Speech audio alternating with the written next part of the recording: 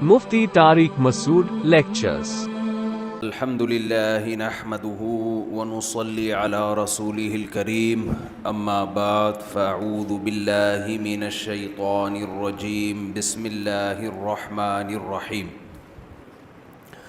وما خلقت الجن والإنس إلا ليعبدون. مجھے جو موضوع دیا گیا ہے الحاد پر بات کرنے کا موضوع ہے عبودیت، غلامی. یہ ٹاپک مجھے دیا گیا ہے بات کرنے کے لیے. پہلی بات تو بڑی خوشی ہوئی کہ آپ کی مسجد میں انتظامیہ کی طرف سے اتنے اہم موضوعات پر لیکچرز ہو چکے ہیں. آج بتا رہے تھے کہ 115 لیکچرار یہاں پر مختلف موضوعات پر لیکچر دے کے جا چکے ہیں. آواز سب کو صاف آ رہی ہے؟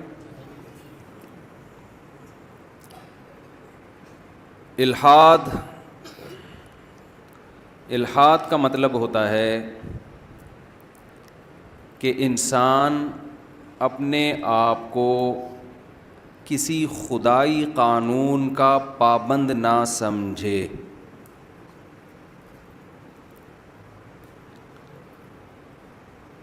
اس کے لیے اسے خدا کا انکار کرنا پڑے تو وہ انکار کرنے پہ بھی راضی ہے. خدا کو ماننا پڑے کہ میں خدا کو، کریٹر کو مانتا تو ہوں، لیکن یہ بات کہ اس خدا نے اپنے بندوں کی ہدایت کے لیے کوئی قانون آسمان سے نازل کیا ہے، میں اس بات کو نہیں مانتا. اچھا، میں جب کوئی سینٹنس ادھورا چھوڑوں گا تو آپ نے اس کو کمپلیٹ کرنا ہے تاکہ مجھے یہ احساس ہو کہ آپ میرے ساتھ میرے بیان میں برابر کے شریک ہیں. دیکھیں، شریک کا لفظ آپ نے کہا نا، اچھا لگا مجھے، بہت مزہ آیا. جملہ کمپلیٹ کیا نا آپ نے، شریک کا لفظ آپ لوگوں نے بول دیا تو لگا کہ بھائی بیدان ہے ماشاء اللہ. تو دنیا میں کچھ لوگ ایسے ہیں جو یہ سمجھتے ہیں کہ ہم کسی قانون اور ضابطے کے پابند نہیں. اچھا، ایک قانون ایسا ہے جس کے سب پابند ہیں، وہ ہے ملکی قانون. اس میں کوئی یہ نہیں کہتا کہ میں ملکی قانون کو نہیں مانتا. جتنے بھی لبرل لوگ ہیں، جو نام نہاد لبرل جسے ہم کہتے ہیں، آزاد خیال لوگ ہیں، ان میں کوئی بھی یہ دعویٰ نہیں کرتا کہ میں کسی ریاست کے لاء کو بھی نہیں مانتا، میں آزاد ہوں. یہ تحریک کہیں نہیں چلتی. جتنے لوگ بھی اس بات کے قائل ہے کہ انسان آزاد ہے، کہتے ہیں ملکی قوانین کا بہرحال وہ پابند ہے. وجہ کیا ہے کہ اگر کسی ریاست میں رہ کے آپ نے یہ کہہ دیا کہ میں ملکی قانون کا پابند نہیں ہوں تو ریاست کی طرف سے کوڑا برسے گا. سمجھ رہے ہیں کہ نہیں سمجھ رہے؟ ریاست چھوڑے گی نہیں. ریاست کہے گی جب تم ریاست میں رہتے ہو تو ملکی قانون کو تمہیں فالو کرنا پڑے گا. اب کوئی لبرل اٹھے اور کہے کہ میرے پاس دلائل ہیں، میں اس پہ 6 کتابیں لکھ چکا ہوں، ہیومن رائٹس اور ویمن رائٹس کے نام پہ کہ آزادی ہے، تو میں نہیں مانوں گا. میں عورت کے حق کے لیے لڑوں گا کہ عورت بھی ریاست کے قانون کی پابند نہیں ہے. تو کیا کوئی ریاست کہے گی کہ لاؤ ذرا وہ 6 کتابیں، ہم بھی آپ کی وہ 6 کتابیں پڑھیں، دیکھیں شاید اس میں کوئی مضبوط دلائل ہوں؟ کوئی ہے ایسی ریاست؟ بولو نا. وہ نہیں مانیں گے. بھائی تمہاری ایسی کی تیسی یار، تو 6 کتابیں، تو 6000 بھی لکھ دے، ملک میں رہنا ہے تو ملکی قانون کو فالو کرنا پڑے گا. جو لوگ خدائی قانون کو نہیں مانتے نا، قرآن ان کے بارے میں پتہ ہے کیا کہتا ہے؟ بل ادارک علمہم فی الآخرہ بل ہم فی شک منہا بل ہم منہا عمون. اصل بات یہ نہیں ہے کہ ان کو دلائل سے سمجھ میں نہیں آ رہا. جو ہمارے نام نہاد لبرل لوگ ہیں وہ کہتے ہیں مذہب کی پابندیوں کو نہیں مانتے. یہ کیا مذہب نے کہا یہ کھاؤ یہ نہ کھاؤ؟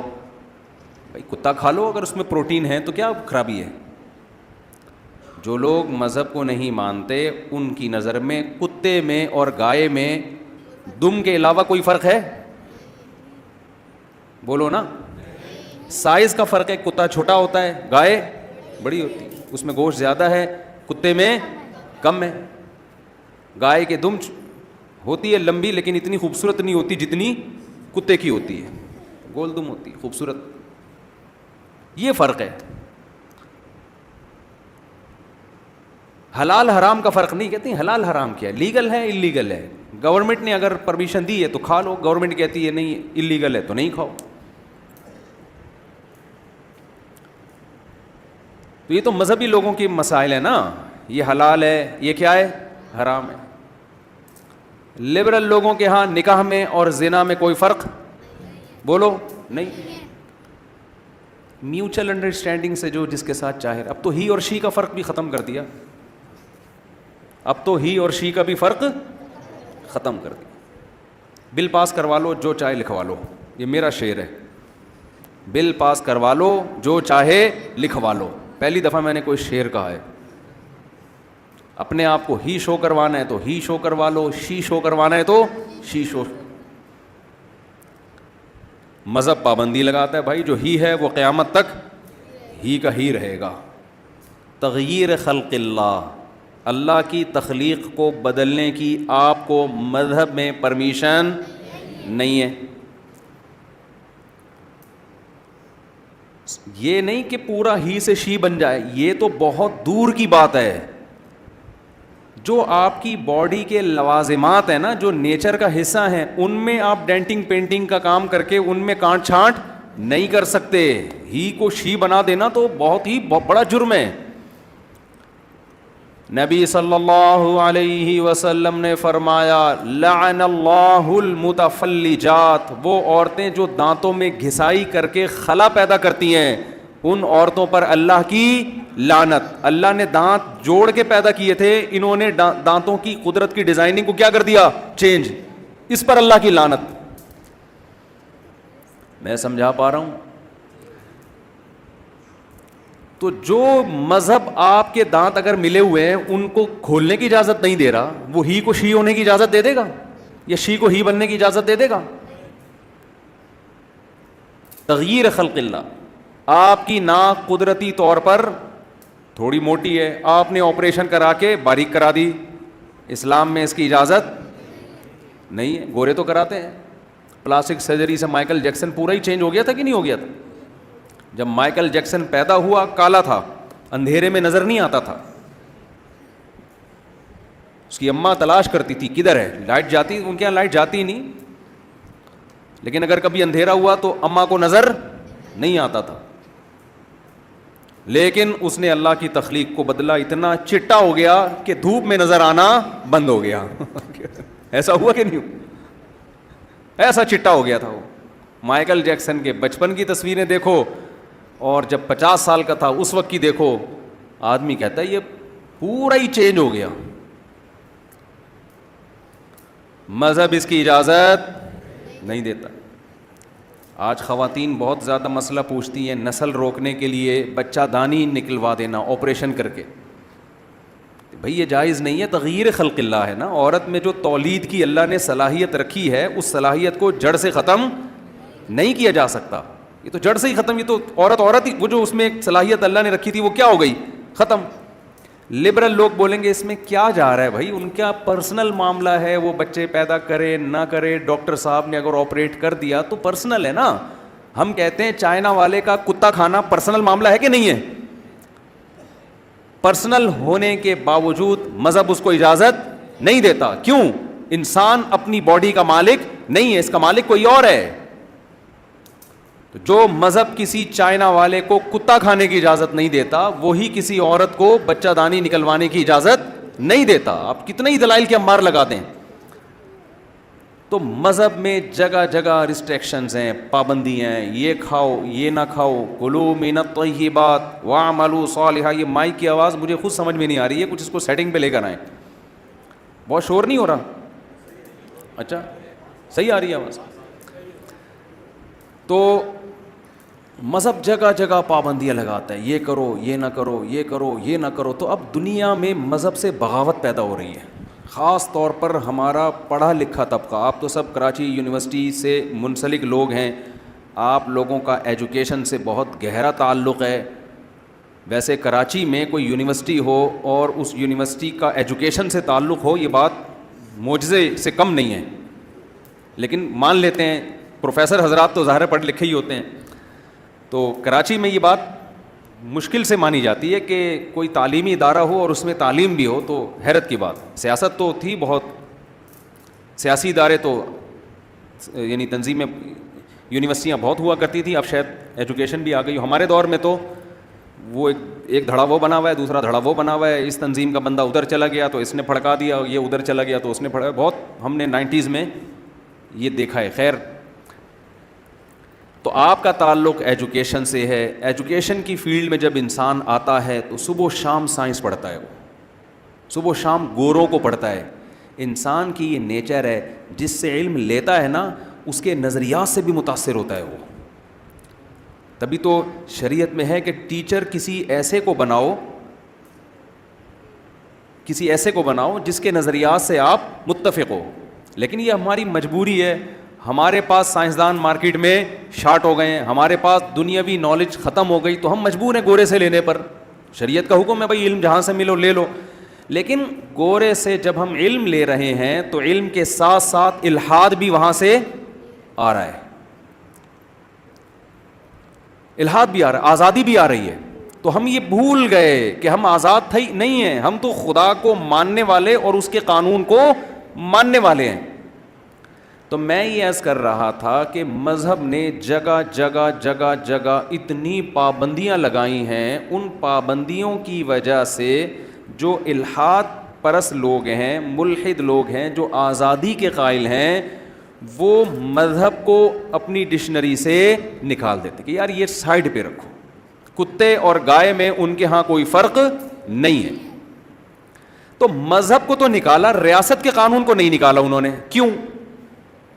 ریاست کو وہ بھی مانتے ہیں کہ ریاست کے قانون کو فالو کرنا چاہیے. کیوں؟ ریاست چھوڑے گی نہیں آپ کو، بغاوت کا کیس کر کے اندر کر دے گی. تبھی قرآن کہتا ہے کہ یہ جو مذہبی پابندیوں کو نہیں مانتے، اس کی وجہ ان کی وہ کتابیں نہیں ہیں، ان کے وہ دلائل نہیں ہیں، بلکہ اس کی وجہ یہ ہے کہ ریاست کے قانون کو توڑنے میں خطرہ ہے کہ ریاست انتقام لے گی. خدا کے قانون کو توڑنے میں یہ مطمئن ہے کہ کوئی انتقام لینے والا نہیں ہے، کیونکہ اس کا انتقام آخرت میں ہے. تبھی قرآن کہتا ہے بل ادارک علمہم فی الآخرہ، آخرت کے بارے میں ان کو علم نہیں ہے. بل ہم فی شک منہا، بلکہ یہ شک میں پڑے ہوئے ہیں کہ پتہ نہیں آخرت ڈے آف ججمنٹ ہے بھی یا نہیں ہے. بل ہم منہا عمون، آگے قرآن کہتے ہیں نا نا نا نا نا، شک میں نہیں ہے، آخرت کے بارے میں جان بوجھ کر اندھے بنے ہوئے ہیں، غور کرتے ہی نہیں ہیں. غور کریں تو آخرت پر بھی یقین ہو جائے ان کو. کیا زبردست آیت ہے یا نہیں ہے؟ کیونکہ فوراً نہیں ہے نا، سامنے نہیں ہے. کچھ چیزیں ایسی ہوتی ہیں کہ ان پہ آپ غور کرنا شروع کریں نا ایک دفعہ، تو پھر آپ کو اگلے اسٹیپ پہ جانا پڑتا ہے، پھر اس کے بعد اس سے اگلے اسٹیپ پہ جانا پڑے گا، پھر اس کے بعد اس سے اگلے اسٹیپ پہ. اور آپ کو پتہ ہے آخر میں آ کے پھنس سکتا ہوں، پہلے اسٹیپ سے ہی غور کرنا چھوڑ دو. یہ قرآن کی اس آیت کا مطلب ہے. بل ہم منہا عمون، یہ آخرت کے معاملے میں اندھے بنے ہوئے ہیں. پتہ ہے ان کو کہ یقین ہے، اگر غور کریں تو یقین ہو جائے کہ آخرت ہوگی. کیسے یقین ہو جائے وہ میں بھی بتاتا ہوں. گورا بھی اگر غور کرے نا آخرت کے بارے میں، اسٹیپ بائی اسٹیپ غور کرے، اس کو بھی یقین آئے گا کہ ڈے آف ججمنٹ ہے، ایک دن ہے جس میں خدا حساب لے گا. لیکن قرآن کہتا ہے یہ غور و فکر نہیں کرتے، جان کر آنکھیں بند کر کے بیٹھے ہوئے ہیں تاکہ دنیا کی عیاشیوں اور مستیوں میں کوئی فرق نہ آئے. اس کی میں ایک مثال دیتا ہوں قرآن کی اس آیت کو سمجھانے کے لیے. میرے بیان پر اکثر لوگ اعتراض کرتے ہیں، پورے بیان میں آیت ایک پڑھتے ہو، ایران توران بہت کر رہے ہوتے ہو. میں آیت ایک پڑھتا ہوں لیکن اسی آیت کو ڈیفائن کرنے کے لیے، ایکسپلین کرنے کے لیے ایران توران کرنا پڑتا ہے مثالوں سے. آیت ایک ہی ہوتی ہے. تو وہ جو میری مثالیں یا لطیفے ہیں وہ اس آیت سے ہٹ کر نہیں ہوتے. اگر ہٹ کر ہوتے ہیں تو میں بتاتا ہوں کہ یہ صرف لطیفہ آپ کو فریش کرنے کے لیے، اس کا اس بیان سے کوئی تعلق نہیں. بعض دفعہ درمیان میں کھانا میں چٹنی سیلڈ رائتا وغیرہ آتا ہے نا, نیمو ویمو, یہ سب گریویاں ہوتی ہیں نا, تو یہ تو بیان میں بھی یہ چیزیں ہوتی ہیں, لوگ تھک جاتے ہیں ورنہ. تو قرآن کیا کہہ رہا ہے, یہ لوگ آخرت سے آنکھیں بند کر کے بیٹھے ہوئے, اندھے بنے ہوئے. اس کی مثال, ایک لڑکے نے دیکھا کہ بھئی میرے ساتھ کے جتنے دوست ہیں یونیورسٹی جا رہے ہیں, پڑھ رہے ہیں, زبردست تیاریاں ہو رہی ہیں. پھر اس نے دیکھا اپنے بڑوں میں کہ جنہوں نے بچپن میں پڑھے لکھا وہ انجینئر بن گئے, کوئی ڈاکٹر بن گیا, کوئی سائنٹسٹ بن گیا, کوئی یہ بن گیا, کوئی وہ بن گیا, سب کے بڑے بڑے گھر بنگلے.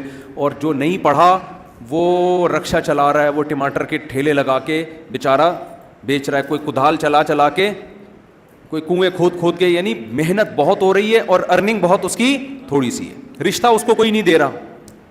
ایک نوجوان نے یہ انجام دیکھا ہے نا, نوجوان نے یہ انجام دیکھا کہ جو پڑھنے لکھنے والے ہیں وہ ترقی کر رہے ہیں, جو پڑھنے لکھنے والے نہیں ہیں ان کا انجام کیا ہو رہا ہے, بڑا بھیانک انجام ہو رہا ہے.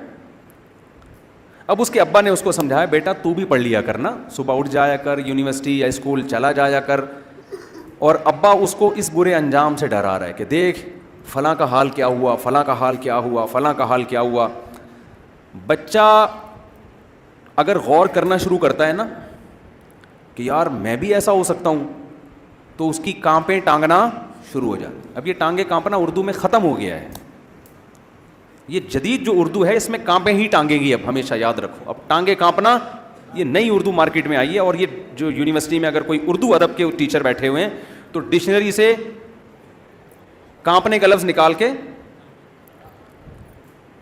ٹانگنا ڈال دیں اس میں, اور ٹانگے کو نکال کے کانپنا کر دیں, یا کم از کم اتنا کر دیں کہ اردو میں ایک لغت اب یہ بھی ہے, ایکسنٹ ہوتا ہے نا, اور لغات کا اختلاف ہوتا ہے کہ فلاں کہ ہاں یہ یوں پڑھا جاتا ہے, فلاں کہ ہاں یہ یوں پڑھا جاتا ہے.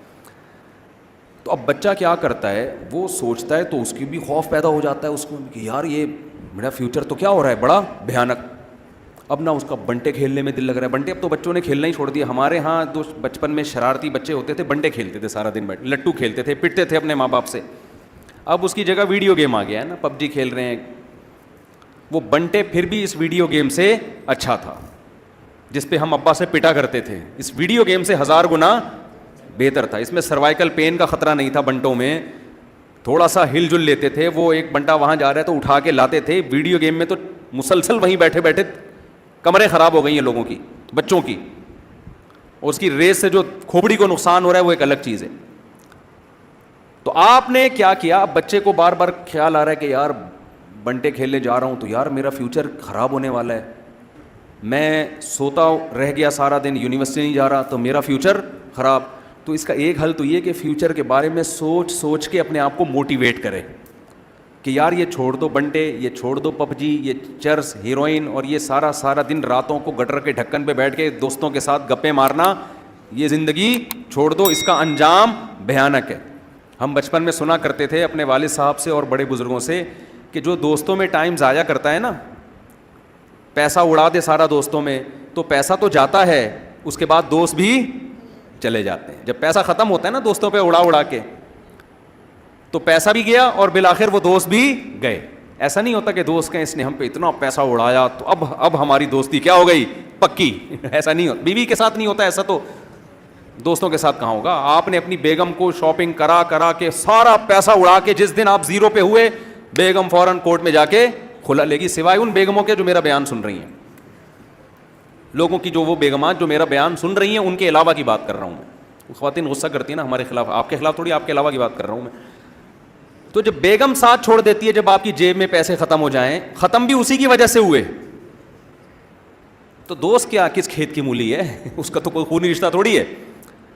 تو ہم بچپن میں سنا کرتے تھے کہ بیٹا دوستوں پہ جو پیسہ اڑا دے گا, پیسہ بھی جائے گا اور دوست بھی جائیں گے, تو پڑھائی پہ توجہ دو. جب پیسہ آنا شروع ہوگا دوست خود بخود, دوستوں کو بھگاؤ گے بھی تو بھی نہیں بھاگیں گے, بھگاؤ گے تو بھی نہیں بھاگیں گے. جب کوئی رشتہ لینے جاتا ہے نا, رشتہ نہیں ملتا تو روتا ہوا میرے پاس آتا ہے, مفتی صاحب میں آپ کہتے ہو شادیاں کیا کرو, ہم تو ایک نہیں مل رہی. تو میں کہتا ہوں بیٹا تم پیسہ کماؤ, پیسہ کماؤ. جب پیسے کماؤ گے نا تو پھر تم آگے آگے اور رشتے پیچھے پیچھے. صحیح ہے نا, تم آگے آگے بھاگو گے رشتے کیا ہوں گے پیچھے پیچھے. یہ دنیا کا نظام آج کل جو مارکیٹ میں چل رہا ہے, میں وہ رپورٹ پیش کر رہا ہوں, ترغیب نہیں دے رہا اس کی, رپورٹ پیش کر رہا ہوں کہ مارکیٹ میں چل یہ رہا ہے بہرحال. اچھا خیر, کہیں اور کو بیان نہ نکل جائے. تو اب ایک طریقہ تو یہ ہے کہ بچہ فیوچر کا بھیانک انجام سوچے, اور سوچ کے پھر اس کا وقتی نقصان یہ ہوگا کہ بنٹوں میں اس کا مزہ کرکرا ہونا شروع. گٹر کے ڈھکنوں پہ دوستوں کے ساتھ بیٹھے گا, لیکن سوچے گا بھائی تھوڑے دنوں میں یہ دوست بھی مارکیٹ سے شارٹ ہونے والے. اب اس دو کام میں سے ایک کام کرے گا, یا تو اس فیوچر کو سوچ کے گٹر کے ڈھکنوں پہ بیٹھنا چھوڑ دے گا. اب تو کراچی میں الحمدللہ عام طور پر گٹروں کے ڈھکنوں کی سہولت بھی گورنمنٹ نے ختم کر دی ہے, جہاں چھڑے چھاٹ لڑکے بیٹھ کے گپے مارے, گٹروں سے ڈھکن ہی غائب ہو رہے ہیں الحمدللہ. یہ بڑا اچھا اقدام ہے حکومت کراچی کی طرف سے, سندھ کی حکومت کی طرف سے, کہ گٹر کے ڈھکن بھی چوری کروا دیے انہوں نے, سریا نکال کے چرسی لوگ بیچ دیتے ہیں تاکہ قوم میں پڑھائی کا رجحان بڑھے. یہ اچھا ہے نا, ایک اچھا اقدام ہے بھائی, اچھے کو تو اچھا ہی کہنا چاہیے, تاکہ نوجوان لڑکوں کو بیٹھنے کی جگہ ہی نہیں ملے گی تو پڑھائی میں دلچسپی لیں گے. تو سندھ گورنمنٹ کے بہت سارے فضائل ہیں, کبھی انشاءاللہ اس پر ایک پورا بیان کروں گا میں کہ کتنے اچھے اچھے اقدامات کیے ہیں. تو ایک طریقہ تو یہ تھا کہ بھائی فیوچر کا سوچ کے انسان کا بچہ بن جائے.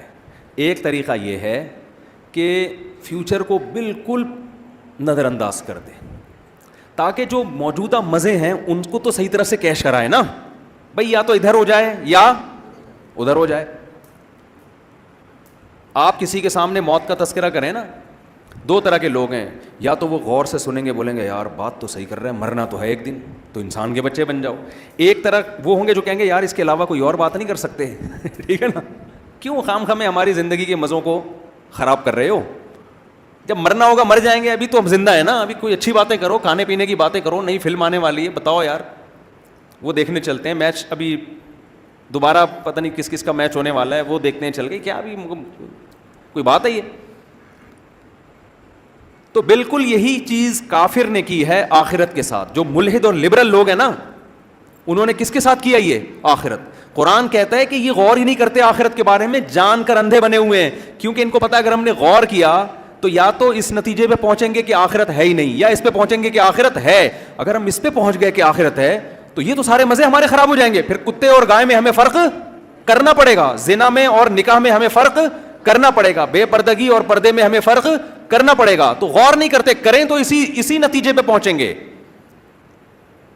اب سوال پیدا ہوتا ہے, قرآن اتنا ببانگ دہل ایک دعویٰ کر رہا ہے کہ کوئی بھی عقل پرست آدمی جو مذہب کو نہیں مانتا, اگر وہ عقل کا صحیح استعمال کرے تو بالآخر اسی نتیجے پہ پہنچے گا کہ آخرت بھی ہے, سزا بھی ملے گی, اور مجھے مذہب کو ماننا بھی پڑے گا. ایسی کون سی مذہب میں اتنے 2 اور 2 4 کی طرح دلائل ہیں کہ نتیجہ بالآخر یہی نکلے گا؟ ایسی کون سی ایسی چیز ہے؟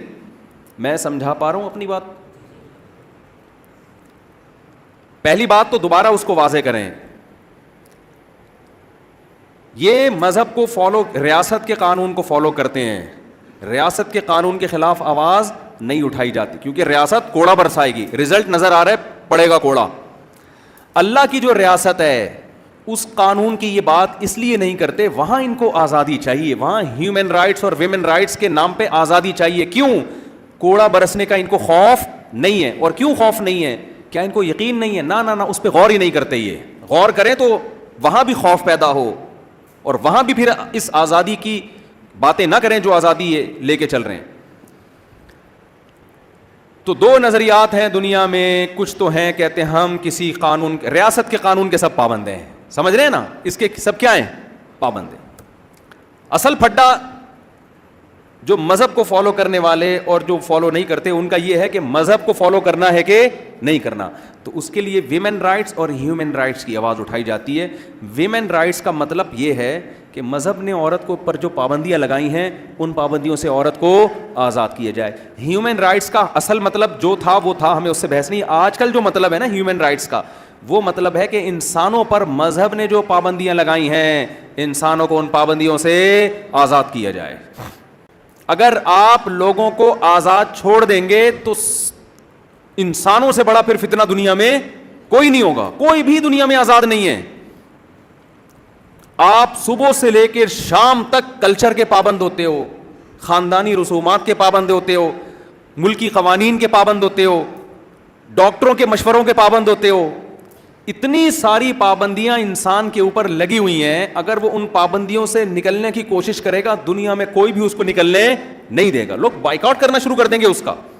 ساری پابندیاں کہ کہاں لگتی ہیں؟ جہاں اللہ نے پابندیاں لگائیں وہاں فوراً کہہ دیتے ہیں ہم کیا ہیں, ہم آزاد ہیں, ہم نہیں مانتے ان پابندیوں کو.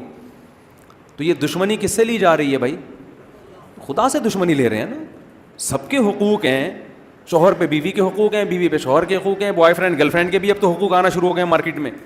یتیموں کے حقوق ہیں, ریاست کے حقوق ہیں, انسانوں کے حقوق ہیں, عورتوں کے حقوق ہیں, بچوں کے حقوق ہیں, گدھے گھوڑے کے بھی حقوق ہیں, جانوروں کے حقوق ہیں. خدا کا حق کیا ہے؟ وہ ڈکشنری سے کیا ہو گیا ہے؟ وہ ختم. کوئی دنیا میں تنظیم دیکھی کہ اللہ کے حقوق پر آواز اٹھائی جائے؟ کبھی دیکھی آپ نے؟ تو قرآن نے یہ جو لبرلزم ہے نا, اس کے خلاف 2 اور 2 4 کی طرح بہت واضح دلائل دیے ہیں. میں یہ عرض کر رہا تھا, ملحد جو ہے نا, ملحد جو کہتے ہیں ہم آزاد ہیں, ان کی بہت ساری قسمیں ہیں مارکیٹ میں. بنیادی ہدف سب کا ایک ہے کہ مذہب کی پابندی کو کسی بھی طرح سے تسلیم نہیں کرنا. ہدف یہ ہے. اس ہدف تک پہنچنے کے لیے لوگوں کے مختلف نظریات ہیں. کچھ نے کہا کہ یہ کائنات خود بخود بنی ہے, اتفاق سے وجود میں آئی ہے, بندر سے انسان ایوالو ہو کے انسان بنائے, تو جو کام آٹومیٹیکلی ہوتا ہے خود بخود ہوتا ہے, اس کی کوئی ریزن نہیں ہوتی, اس کو کوئی مینجمنٹ, کوئی مینیجر نہیں ہوتا, کوئی خدا ہی نہیں ہے. تو خدائی احکام تو پھر خدا کے ہونے کے بعد ہوں گے نا. تو نیچر ہے جس کی وجہ سے یہ سب کچھ چل رہا ہے, تو نیچر کو فالو کرو بس, ٹھیک ہے. کمال کی بات ہے کہ نیچر کو خدا مانتے ہیں اور فالو نیچر کو بھی نہیں کرتے. یہ جو ہومو سیکسولیٹی بڑھ رہی ہے, یہ نیچر ہے کیا؟ کبھی کسی گدھے کو دیکھا آپ نے کہ اس نے بل پاس کروایا ہو؟ کبھی دیکھا آپ نے؟ کسی گھوڑے کو دیکھا آپ نے کبھی بل پاس کروایا اس نے؟ بل پاس سمجھتے ہیں؟ یہ لاہوریوں کی اصطلاح ہے. بل پاس ہوا نا LGBT کا بھی, کہ جو ہی ہے وہ شی بن سکتا ہے, جو شی ہے وہ کیا بن سکتا ہے. تو لاہور میں کوئی لڑکا جس میں زنانہ علامتیں ہونا, تو لاہوریوں نے مجھے بتایا ہم اس کو کہتے ہیں بل پاس کروا کے آ گیا. یہ تو یہ جو کام جانور نہیں کر رہے وہ کون کر رہا ہے؟ انسان کر رہا ہے, اور اس پہ دنیا میں قوانین بن رہے ہیں. تو جو لوگ بھی الحاد کی طرف جاتے ہیں, تو الحاد کی بہت ساری قسمیں, ان سب کا ہدف ایک ہے. وہ ہدف یہ ہے کہ ہم نے مذہب کی پابندیوں سے اپنے آپ کو بولو آزاد کرنا ہے.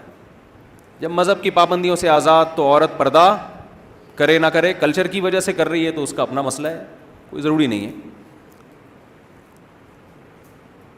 تو ان میں بہت سے لوگوں نے خدا کے وجود کا انکار کیا, خدا ہی نہیں ہے. بعض نے یہ کہا کہ خدا ہے یا نہیں ہے, ہمیں اس بحث میں پڑھنے کی ضرورت. پہلا درجہ کیا ہے ہی نہیں. بڑے دھڑلے سے کہتے ہیں نہیں ہے, اس کے دلائل دیتے ہیں وہ. دوسرا یہ کہ ہو سکتا ہے ہو, اور ہو سکتا ہے کہ بولے نا کیا ہو گیا آپ لوگوں کو, نہ ہو, یہ بھی ہو سکتا ہے. میں بھی کرنا کیا ہے اگر ہے یا نہیں ہے. آپ کو کیا جو ہے فلانی کے شوہر کا نام ستار ہے, آپ کیا ہو سکتا ہے فلاں خاتون کے شوہر کا نام ستار ہو, یہ بھی ہو سکتا ہے کہ نہ ہو. تو میرا جب وہ لینا دینا ہی نہیں ہے وسیم اور ستار سے, تو مجھے کیا اس خاتون کے میاں کا نام ستار ہے, اس کے ابا کا نام غفار ہے, اس کے بچے کا نام جمال ہے, جو بھی ہے, تو میں نے کرنا کیا ہے. تو ایسے لوگ کیا کہتے ہیں, نیوٹرل کہتے ہیں, کہ فری تھنکر ہوتے ہیں. وہ کہتے ہیں ہمیں اس سے کوئی غرض ہی نہیں ہے کہ خدا ہے یا نہیں ہے, میں بھی ہو بھی سکتا ہے, نہیں بھی ہو سکتا. تو یہ اللہ کا ہیڈک ہے کہ وہ معاذ اللہ ہے یا نہیں ہے. ہمارا ہیڈک یہ ہے نہیں, ہمارا تو بھائی ہم نے تو صبح اٹھتے ہیں, ہم نے آفس جانا ہے, اور ریاست کے لیے ہم نے کام کرنا ہے, اور یہ کرنا ہے, اور وہ کرنا ہے, موج مستی کرو, اور بالآخر ایک دن دنیا سے چلے جاؤ. تیسرا طبقہ وہ ہے جو یہ کہتا ہے خدا ہے, اس کائنات کو بنانے والا ہے, مگر وہ اللہ نہیں ہے. ہم یہ کیوں مانیں کہ وہ اللہ ہے؟ میں سمجھا پا رہا ہوں اپنی بات؟ بھائی اس کی کیا دلیل ہے کہ وہ اللہ ہے؟ کوئی بھی ہے, مسلمانوں نے کیوں قبضہ کیا ہوا ہے اس پہ؟ مسلمان ہمیں بتائیں گے کہ اس کا نام اللہ ہے. یہ تو خود پڑھے لکھے تو ہیں نہیں, ان کے یونیورسٹیوں کا حال دیکھو, ان کے اداروں کا حال دیکھو, ان کے ملک کا حال دیکھو. کرپٹ حکمران ان کے اوپر مسلط ہیں, سیلاب میں آدھا ملک ڈوبا ہوا ہے, یہ مدد کر نہیں سکتے, اور یہ ہمیں بتا رہے ہیں کہ اس کریٹر کا نام کیا ہے, اللہ ہے. ڈاروین بتاتا تو ہم مانتے یار, نیوٹن بتاتا, آئنسٹائن بتاتا, یہ بڑے بڑے پڑھے لکھے لوگ بتاتے, مولوی صاحب بتا رہے ہیں, مفتی طارق مسعود بتا رہے ہیں کہ اللہ ہے وہ. نہیں, یہ بات میرا خیال ہے سمجھ میں. بھائی آپ کو سوال ہی سمجھ میں نہیں آ رہا تو جواب کہاں سے سمجھ میں آئے گا؟ محمد بن قاسم نے ہندوستان پہ, محمود غزنوی نے ہندوستان پہ 17 کیا کیے, حملے کیے نا. یہ امتحان میں سوال آیا ہوا تھا, Sindh text book board, Sindh میں جو ایجوکیشن کا حال ہے نا, تو امتحان میں سوالات اس طرح کے آتے ہیں. ان کو پتہ ہے اگر ہم نے یہ پوچھ لیا کہ کس نے ہندوستان پہ 17 حملے کیے تو وہ نہیں بتائیں گے لوگ. تو سوال یہ تھا کہ محمود غزنوی نے ہندوستان پہ 17 کیا کیے ہیں.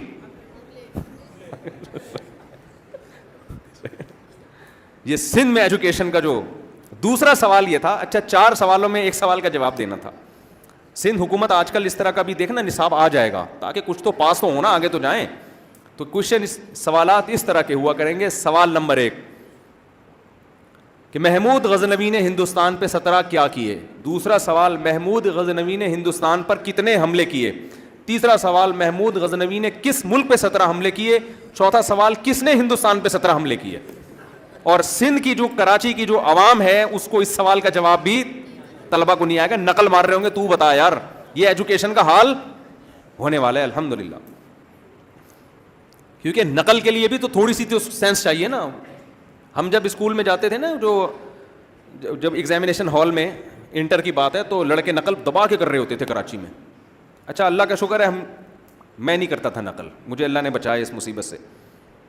تو ایسے لڑکے ہوتے تھے نا, وہ کہتے بھائی تھوڑا سا ہمیں, تو ان کو پتہ ہی نہیں ہوتا تھا سوال شروع جواب اگر ان کے سامنے کتاب بھی رکھ دی نا, ان کو پتہ ہی نہیں چل رہا ہوتا تھا کہ جواب شروع کہاں سے کریں. اور سے جملہ شروع ہو رہا تھا, اور محمود غزنوی نے یہ بھی کیا اور یہ بھی کیا. تو اور اس سے پہلے کیا کیا کیا ہے وہ تو بتا بھائی, یہ اور کا لفظ تو کاٹ دے. یہ حالت تھی.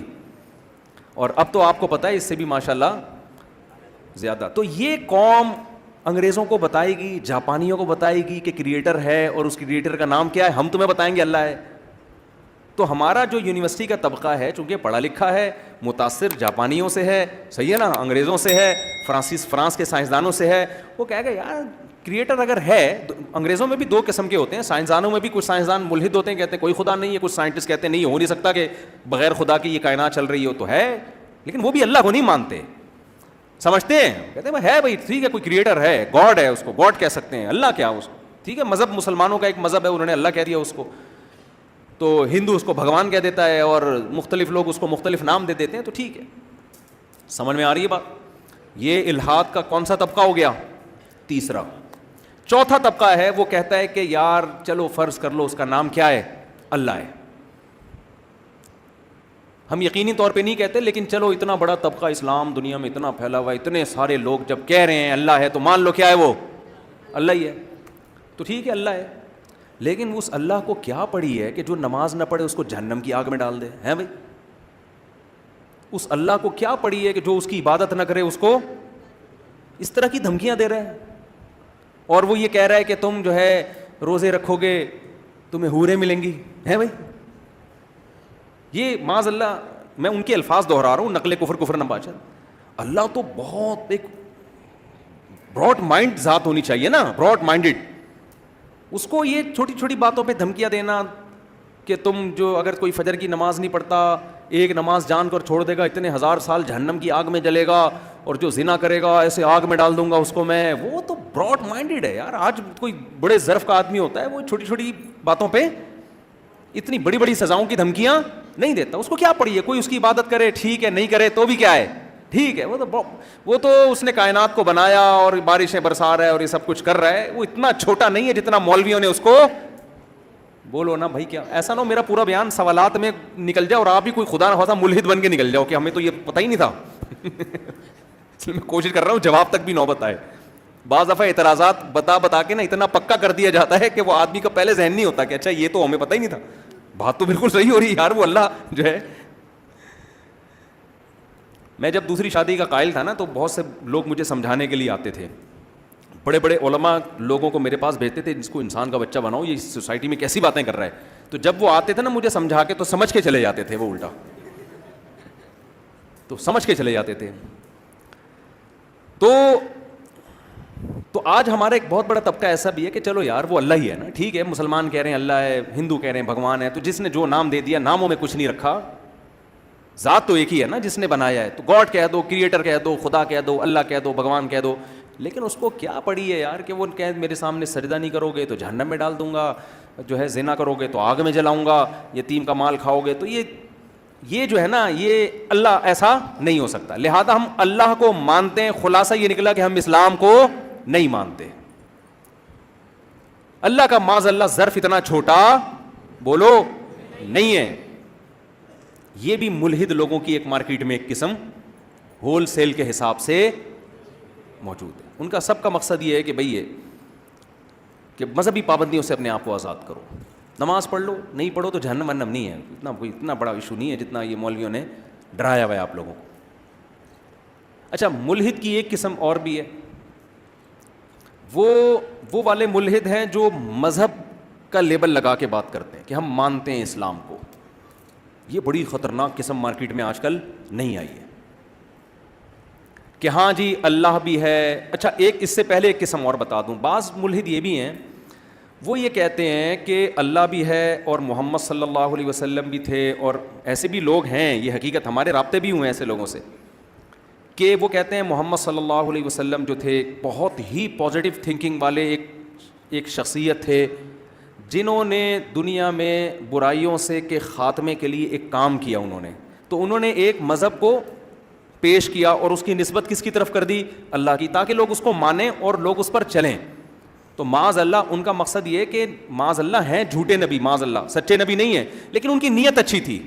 نیت یہ تھی کہ بھائی دنیا میں جتنی اصلاح ہو, کیونکہ جب انہوں نے احادیث دیکھی نا, پیغمبر کی تعلیمات دیکھی, تو ان کو تعلیمات نے بہت اپیل کیا کہ یار اس دور میں ایک شخص جو نہ لکھنا جانتا ہے نہ پڑھنا جانتا ہے, وراثت کے حکام بتا رہا ہے, عورتوں کے حقوق کی بات کر رہا ہے, بچیوں کو زندہ دفن ہونے سے بچا رہا ہے, یتیموں کے حق کی بات کر رہے ہیں, جھوٹ کو سوسائٹی سے ختم کر رہے ہیں, اور ایسے ایک خدا کے قائل, اور یہ ساری چیزیں. تو انہوں نے کہا یار انہوں نے کام بڑے اچھے کیے ہیں, لیکن ہم یہ نہیں مانتے کہ یہ پیغمبر تھے. بس انہوں نے ایک نسبت کر دی اپنی نبی ہونے کی طرف, تاکہ لوگ, کیونکہ لوگ کسی بات کو مذہبی طور پہ زیادہ اچھی طرح سے لیتے ہیں, اور جب اس میں مذہب نہ ہو تو انوالو نہ ہو تو پھر نہیں لیتے. یہ بھی ایک طبقہ ہے. اور ایک طبقہ ایک اور جو ابھی مارکیٹ میں جو متعارف ہوا ہے وہ یہ ہے کہ ہم اللہ کو بھی مانتے ہیں, ہم یہ بھی مانتے ہیں کہ اس کائنات کو کسی نے بنایا, بنانے والا ایک ہے, اس کا نام اللہ ہے, اس نے آسمان سے کتاب نازل کی جس کو قرآن کہا جاتا ہے, اس نے محمد صلی اللہ علیہ وسلم کو پیغمبر بنا کے بھیجا. یہ تمام چیزیں ہم مانتے ہیں. اسلام بھی برحق, قرآن بھی برحق, حدیثیں بھی برحق, سب کچھ برحق. مولوی ٹھیک نہیں ہے. یہ مولوی سارے 2 نمبر ہیں, کیونکہ انہوں نے جب دیکھا کہ یار یہ کائنات خود سے بن نہیں سکتی, اس کو کسی نے بنایا ہے, تو انہوں نے دیکھا کہ یہ جو ملحد لوگ ہیں نا, یہ جو کہتے ہیں بنی نہیں ہے, یہ دنیا میں دعویٰ چلنے والا ہے نہیں, کیونکہ کریٹر کے بغیر یہ ہو نہیں سکتا نا کہ آٹومیٹیکلی خود بخود ہو جائے. مقصد ان کا یہ تھا مذہبی آزادی. مقصد کیا تھا؟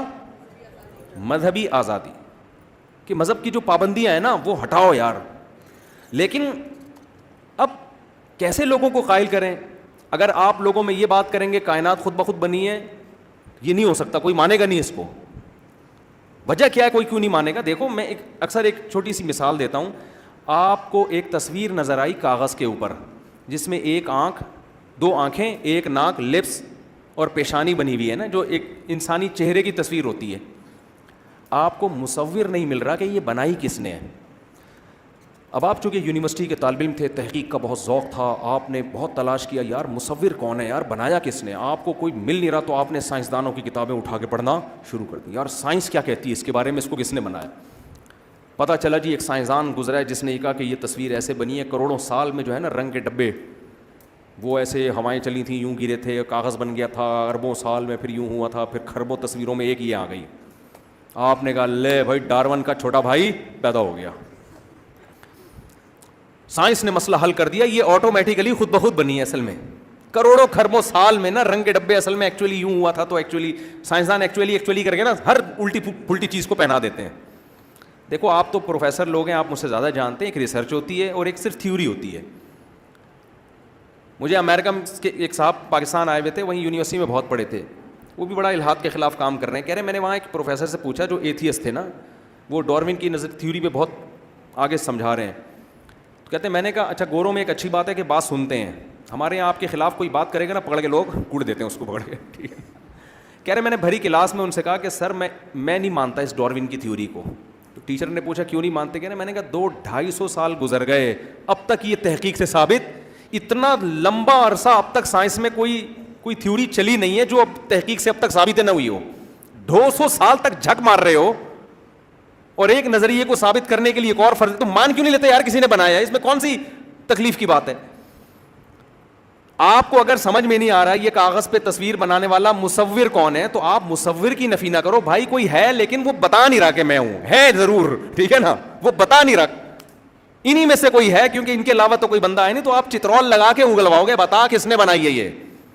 جب گھر سے چوری ہوتی ہے اور باہر سے کوئی بندہ پھلانگ کے بھی نہیں آیا, لاکر بھی تھا, جالیاں بھی لگی ہوئی ہیں, جالیوں کے ٹوٹنے کے نشانات بھی نہیں ہیں, تو گھر کے کسی فرد نے ہی چوری کی ہے نا.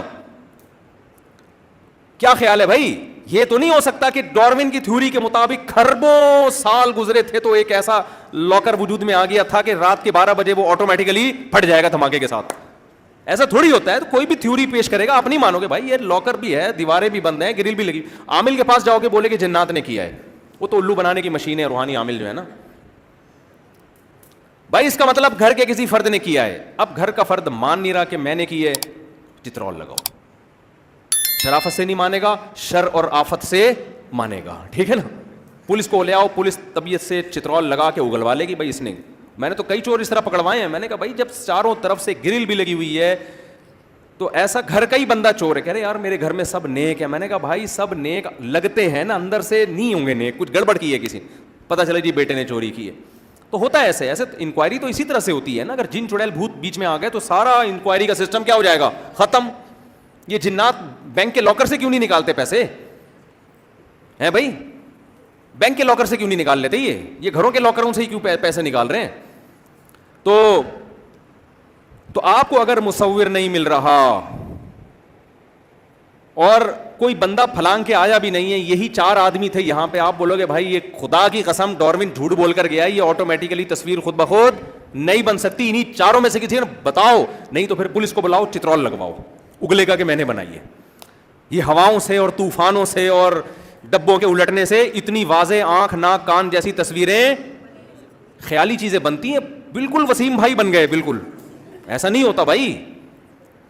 اب مجھے ایک بات بتاؤ, بے جان تصویر آٹومیٹیکلی خود نہیں بن سکتی, تو وہ آنکھ جس میں دیکھنے کی طاقت ہو, وہ ناک جس میں سونگھنے کی طاقت ہو, وہ زبان جس میں بولنے کی طاقت, وہ کان جس میں سننے کی طاقت, وہ کھوپڑی جس میں سوچنے کی طاقت, یہ کیسے خود بخود بن گئی؟ ناممکن ہے, ناممکن. چاہے سارے سائنسدان اٹھ کے بھی ایک دعویٰ کریں, خدا کی قسم اٹھا کے دیوار پہ پھینک دو, بولو بھائی اس سے بڑا جھوٹ دنیا میں نہیں ہو سکتا. خدا کی بغاوت میں, خدا سے دشمنی میں سائنس کو اتنا انسان باپ بنا لے یار, جو مرضی جھوٹ بولتے رہے مان لیں اس کو, یہ نہیں ہو سکتا. انہوں نے تو انکار کر دیا نا, ان کو تو مزے اڑانے تھے کہ یار خدا کو مانیں گے تو اگلا اسٹیپ آئے گا, پھر آگے پھنستے ہیں وہ, صحیح ہے نا. دیکھو سائنس کیوں خدا کو بیچ سے نکال کے تحقیق کرتی ہے کہ خدا کو لائے نا تو پھر آگے اور بھی کچھ چیزیں, تو کہتے ہیں یار یہ خدا لوگوں کا نجی معاملہ ہے یا نہیں ہے, یہ تم جو ہے نا لیب سے باہر یہ رکھ کے آئے کرو, ریسرچ میں خدا کو داخل مت کرو. سائنس کے لحاظ سے تو یہ ٹھیک ہے, ریسرچ میں تو ہم نے اس مادے پہ ریسرچ کرنی ہے نا, اس میں مذہب سے تھوڑی اس کا تعلق ہے. لیکن جب آپ لیب سے باہر آؤ گے تو اس کے علاوہ بھی دنیا میں بہت سارے حقائق ہیں جو آپ کو ماننے پڑتے ہیں. اب دیکھو کلاس میں کوئی آپ کے جو پروفیسر ہیں نا, کوئی ٹیچر ہیں, اب اس سے کوئی فرق پڑتا ہے کہ وہ آپ کے چچا ہیں یا ماموں ہیں یا خالو ہیں؟ بھائی جب اکثر لوگ جب کلاس میں لیکچرار سے پڑھ رہے ہوتے ہیں تو ہو سکتا ہے یہ شاگرد کی لیکچرار ماموں ہے, لیکن اس کو ماموں نہیں کہتے, سر کہتے ہیں, کیونکہ یہاں یہ رشتہ نہیں چلے گا ابھی. ایسا ہی ہے نا. وہ میرا بھانجا ہے نا, جہاں بھی جا رہا تھا ماموں ماموں یہ بیٹھا ہوا ہے, ماموں. میں نے کہا ادھر ماموں ماموں نہیں کر بھائی, ادھر مفتی صاحب بول دے تو ٹھیک ہے نا. یہ بیٹھا ہم واگا بارڈر پہ بیٹھے تھے, ماموں وہ دیکھو. میں نے کہا یار ادھر ماموں ماموں نہیں کرو, سب لوگ بولیں گے پتہ نہیں یہ کون ہے مفتی صاحب کا, ہے تو بھانجا ہی میرا. تو گھریلو ماحول کی لائف کچھ اور ہوتی ہے, ادھر ماموں بھی ہے, ادھر چاچو بھی ہے, ادھر بیگم بھی ہے, ادھر خالہ بھی ہے, ادھر پھپھو بھی ہے. لیکن علاقے کا تھانے دار ایس ایچ او صاحب, جب آپ اس کے پاس ایف آئی آر کٹوانے کے لیے جاؤ گے تو پھر آپ اس کو اگر ماموں بولو گے تو بدگمانی ہوگی, بیٹا یہ ماموں ہونے کی وجہ سے ایف آئی آر کاٹ رہا ہے. ادھر آپ کیا بولو گے, ایس ایچ او صاحب, اور وہ بھی شو کرے گا میرا آپ سے کوئی تعلق بولو نہیں.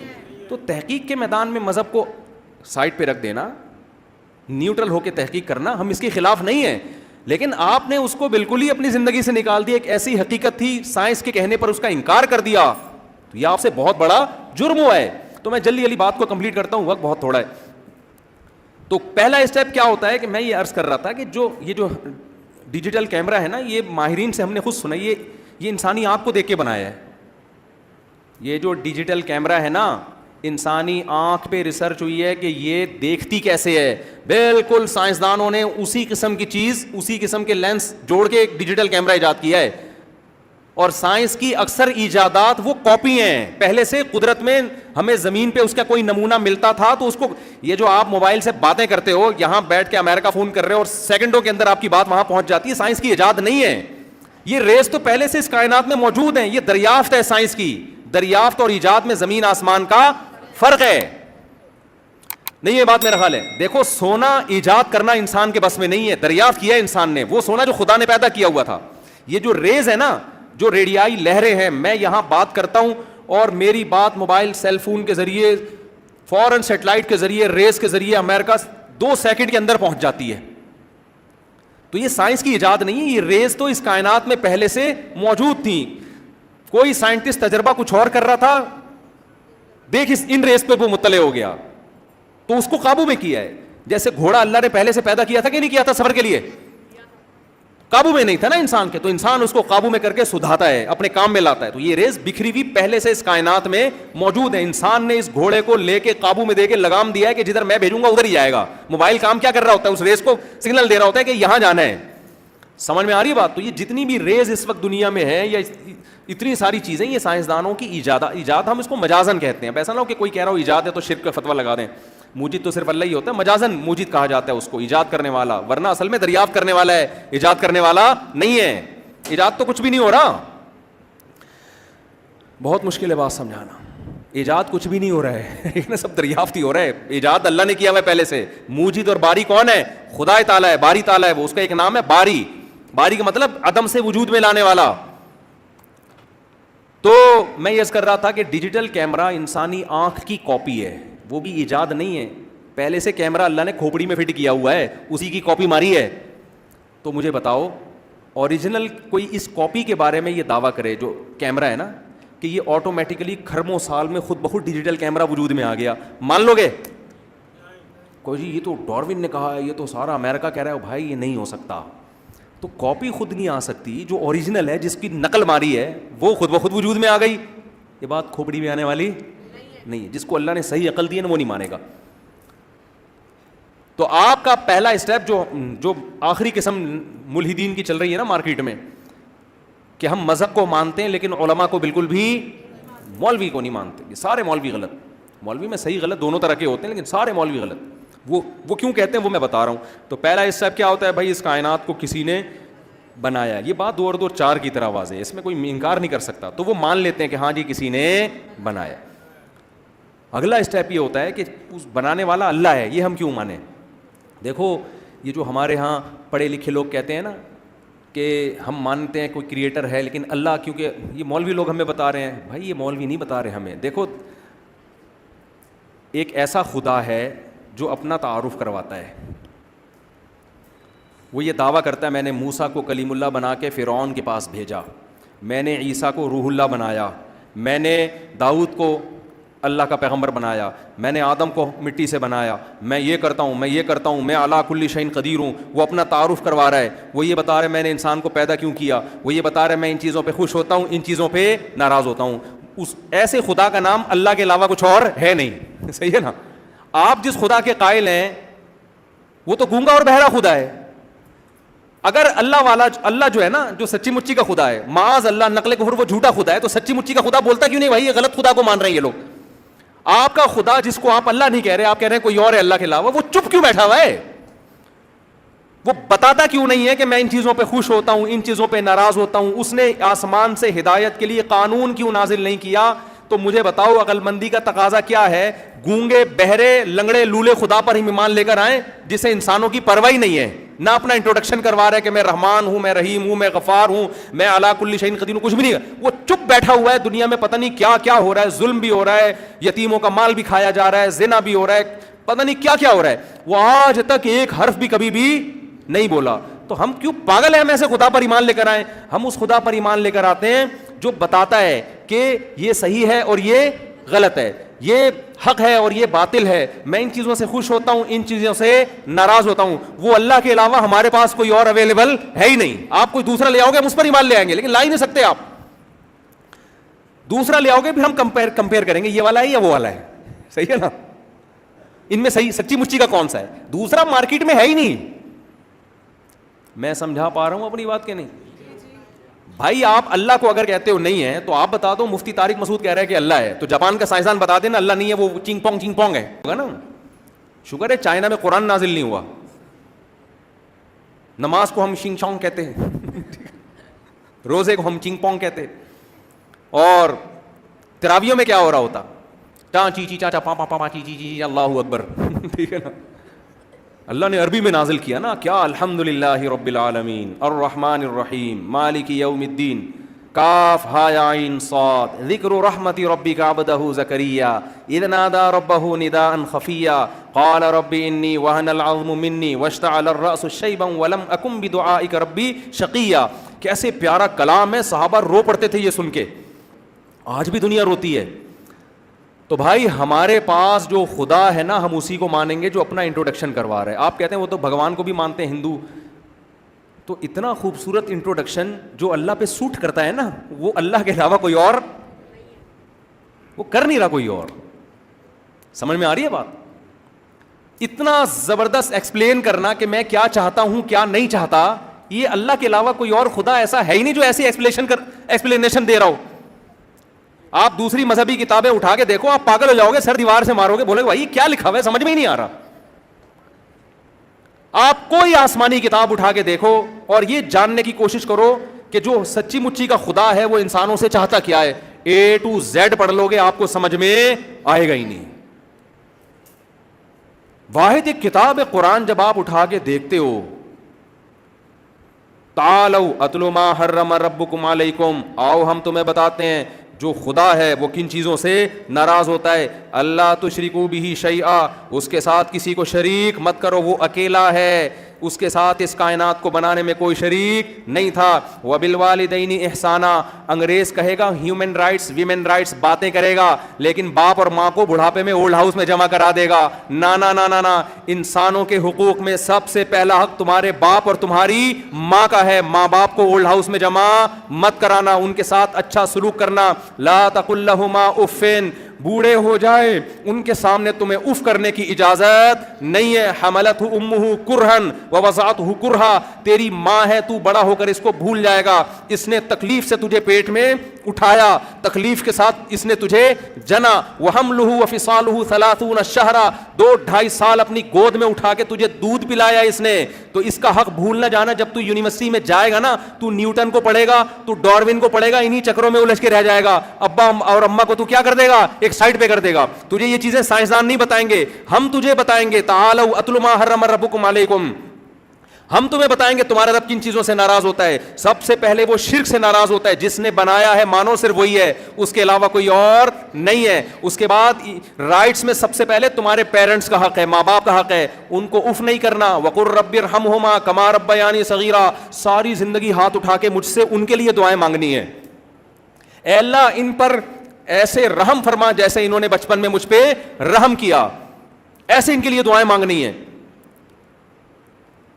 آگے قرآن کیا کہتا ہے, وَلَا تَقْتُلُوا أَوْلَادَكُمْ مِنْ إِمْلَاقٍ نَحْنُ نَرْزُقُهُمْ وَإِيَّاكُمْ. فیملی پلاننگ والے کہیں گے بچے پیدا ہونے سے زمین کی روزی ختم ہو جائے گی, بکواس کر رہے ہیں, جھوٹ بول رہے ہیں. نَحْنُ نَرْزُقُهُمْ, رزق ہم دیتے ہیں. یہ جو خربوزے کے بیج میں ایسے سافٹ انسٹال ہو گئے نا, ایک بیج ڈالتے ہو ہزاروں خربوزے نکلتے ہیں, یہ بیج آٹومیٹیکلی انسٹال نہیں ہوئے, انسانوں کی ضرورت کو دے کر کسی مینجمنٹ کی طرف سے انسٹالیشن کا عمل ہوا ہے, تاکہ بچے پیدا ہونے کی اسپیڈ سے زیادہ خربوزوں کی اسپیڈ زیادہ ہو, تاکہ جتنی انسان دنیا میں آ رہے ہیں رزق کی فراوانی اس سے زیادہ ہو. تو ان کی بے وقوفوں کی باتوں میں مت آنا, اور اپنے بچوں کو خوف سے غربت کے خوف سے قتل مت کرنا. کیوں؟ نحن نرزقہم وإیاکم, ہم تمہیں بھی رزق دیں گے اور ان کو بھی ہم روزی دیں گے. یہ سائنس تمہیں روزی نہیں دیتی. یہ کیلکولیٹر لے کے جو تم بیٹھے رہتے ہو نا, اتنے بچے ہو جائیں گے تو اتنے پیسے, یہ ماں کی چھاتیوں میں خدا بچے کے پیدا ہوتا ہی دودھ پیدا کر دیتا ہے ماں کی چھاتیوں میں. یہ سائنسدان تھوڑی پیدا کر رہا ہے, وہ تو بتا رہے ہیں کہ ایسا ہوتا ہے. لیکن بے وقوف آگے نہیں دیکھتا کہ جو خدا بچہ پیدا کر کے ماں کی چھاتیوں میں دودھ پیدا کر سکتا ہے, اس کو نہیں پتا کہ 100 بچے پیدا ہو رہے ہیں یا 10 بچے پیدا ہو رہے ہیں. سائنسدان کہے گا چونکہ دودھ پیدا ہوتا ہوا نظر آ رہا ہے, دودھ ہی پیدا ہو سکتا ہے, اسکول کی فیسیں نہیں پیدا ہو سکتی باپ کے بٹوے میں. سمجھ میں آ رہی ہے بات؟ شادی بیاہ کے خرچے نہیں پیدا ہو سکتے, ایجوکیشن کی پیسے نہیں آ سکتے. خدا کہہ رہا ہے کم بختو, ماں پہلے روٹی کھاتی تھی, بلڈ بنتا تھا, پھر بچے کی آنکھ بنتی تھی, اسی سے بچے کی ناک بنتی تھی, بچے کے کان بن رہے تھے, ادھر بچہ آیا, اب اسی روٹی سے ماں کی چھاتیوں میں دودھ پیدا ہو رہا ہے. کیا زبردست نظام ہے یا نہیں ہے؟ اس کا مطلب جو پیدا کرنے والا ہے وہ غافل نہیں ہے, وہ سب جانتا ہے کیا ہو رہا ہے. کتنے انسان دنیا میں آنے کتنے نہیں آنے, اس کے کاموں میں دخل اندازی مت کرو. دنیا میں سمجھتا ہوں خدا کی قسم اس سے بڑا جرم نہیں ہے کہ آپ اپنی نسل اس خوف سے روکو کہ میں کھلاؤں گا کہاں سے. مجھے یہ جملہ خدا کی قسم مجھے بہت غصہ آتا ہے اس پر. آپ کسی اور بیس پہ روک رہے ہو نا کہ یار صحت نہیں ہے ماں کی, سنبھالے نہیں جا رہے. اول تو وہ سب باتیں بھی غلط ہیں, لیکن چلو یہ پھر بھی سمجھ میں آتی ہیں. آپ یہ کہہ کے روک رہے ہو کہ یار میں کھلاؤں گا کہاں سے, تو خدا کو آپ نے ایسے خدا کو ماننے کا کوئی فائدہ نہیں ہے. 100 بار آپ بولتے رہو میں خدا کو مانتا ہوں, قرآن کو, اللہ نہیں مانے گا اس دعوے کو. کیا کرنا ہے بھائی تو؟ ایک عورت کہتی ہے اپنے شوہر کو میرا شوہر ہے, یہ محبتیں کس سے کر رہی ہے؟ کبھی غفار سے کے ساتھ ڈیٹ پہ جا رہی ہے, کبھی ستار کے ساتھ ڈیٹ پہ جا رہی ہے, کبھی وسیم کے ساتھ ڈیٹ پہ جا رہی ہے, خرچہ وہاں سے لے رہی ہے. شوہر کو جب غیرت آتی ہے تو شوہر کہتے ہیں یہ کیا کر رہی ہے؟ کہتی شوہر تو میرے صرف آپ ہی ہیں. ایک دن شوہر غصے میں تھپڑ لگا دے گا, بیگم یہ جملہ اپنی زبان سے خدا کے لیے مت کہا کرو, یہ نہیں بولا کرو کہ میں تمہارا شوہر ہوں, کیونکہ حرکتیں تمہاری ایسی ہیں, میرے علاوہ سب تمہارے شوہر ہیں. یہ مجھے چڑھایا نہیں کرو. اگر آپ نسل روک رہے ہو یہ اس خوف سے کہ میں کھلاؤں گا کہاں سے, آپ خدا کو رازق نہیں سمجھتے, آپ خدا کے وجود کے قائل نہیں ہو. پھر جھوٹی زبانوں سے میں کہنا کہ میں کریٹر کو مانتا ہوں, اللہ کو اس تکلف کی بالکل بھی ضرورت نہیں ہے. یہ تکلف نہ کیا کرو. آپ بولو بھائی میں کیلکولیٹر پہ چلتا ہوں, میں کیلکولیشن کو مانتا ہوں, کیونکہ اتنے خربوزے دنیا میں پیدا ہو رہے ہیں, بچے زیادہ پیدا ہو رہے ہیں تو خربوزے کم پڑ جائیں گے کل فیوچر میں. یہی ہے نا فیملی پلاننگ والوں کی جو ہے نا, اتنی گندم پیدا ہو رہی ہے, بچے اسپیڈ سے زیادہ تو گندم کم پڑ جائے گی. یہی ہے نا ان کی کیلکولیشن. بھائی خربوزہ تو میں ایک مثال دے رہا ہوں نا بھائی. اتنا پانی ہمارے سپریم کورٹ کے جج نے کہہ دیا تھا نا, اتنا گیلن پانی زمین سے نکل رہا ہے, بچوں کی اسپیڈ زیادہ ہے, قحط پڑ جائے گا. اس وقت میں نے بیان کیا تھا کہ سپریم کورٹ کے جج صاحب آپ کم از کم ریٹائر ہونے کے بعد تو اچھی بات کر لو. آپ نے یہ تو کیلکولیشن پیش کی ہے کہ اتنا پانی زمین سے نکل رہا ہے, بچے اتنے پیدا ہو رہے ہیں تو پانی کم پڑ جائے گا. یہ تو بتاؤ جا کتنا رہا ہے زمین میں. آپ کو میں روزانہ ٹینک سے اتنی بالٹیاں پانی نکال لیتا ہوں, میرے اتنے بچے ہیں, تو یہ تو کم پڑ جائے گا پانی. او بھائی یہ تو بتا نکالتا اتنا ہے تو ٹینک میں بالٹیاں آتی کتنی ہیں؟ جتنا پانی زمین میں, ابھی جو سیلاب آیا ہے نا, یہی پانی اتنا زمین میں ہے کہ اسی کو اگر اسٹور کر لیتے, بلکہ زمین میں تو اللہ نے اس کو اسٹور کر دیا ہے, یہی پانی صدیوں تک ہمارے لیے کافی ہے. میں نے کے پی کے میں جا کے ایسے ٹیوب ویل دیکھے, کہہ رہے ہیں ہمارے باپ دادا ہم 200 سال ہو گئے پانی نکل رہا ہے, ہم نے آج تک اس پانی کو بند ہوتے نہیں دیکھا. وہ جو گورے نے بول دیا پھینک دیا, بس وہ دم ہلاتے ہوئے اس کے پیچھے چل رہے ہیں. ہمیں تو ان ٹیکنیکل کیلکولیشن کی ضرورت ہی نہیں آتا. ہم تو اتنا جانتے ہیں یار جو خدا بچہ پیدا ہوتے ہی ماں کی چھاتیوں میں دودھ پیدا کر دیتا ہے, اور ایسا دودھ پیدا کیا کہ اب تک کوئی کمپنی اور کوئی جاپان کا سائنسدان اس کا آلٹرنیٹ پیدا نہیں کر سکا. اس کو کہتے ہیں یہ آٹومیٹیکلی ہو رہا ہے. اور جو ڈبے کے آ رہے ہیں نا جس پہ سائنسدانوں کی صدیوں کی محنت ہے, اس کو کوئی نہیں کہے گا یہ خود بخود بن گیا.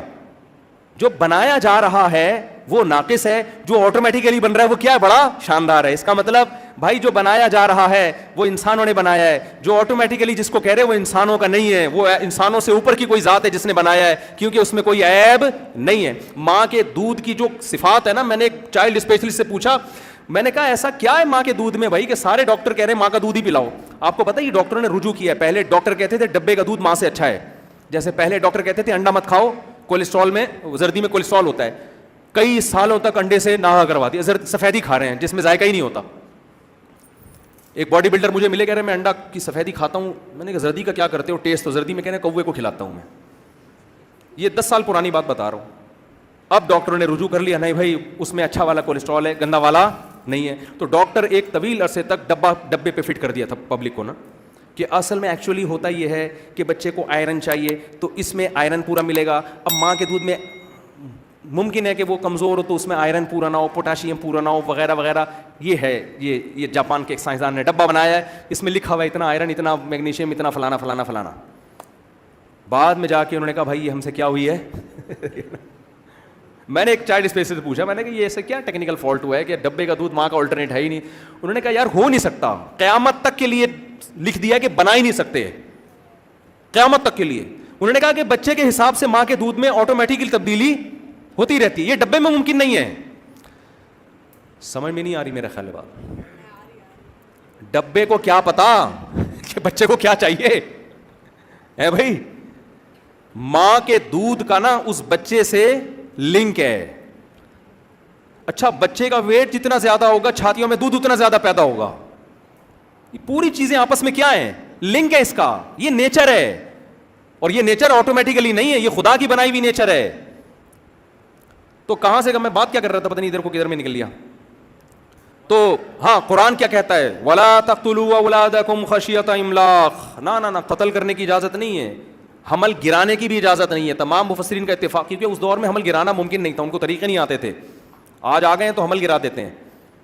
غربت کے خوف سے آپ کو حمل گرانے کی بھی اجازت نہیں, نسل روکنے کی بھی اجازت نہیں, غربت کے خوف سے.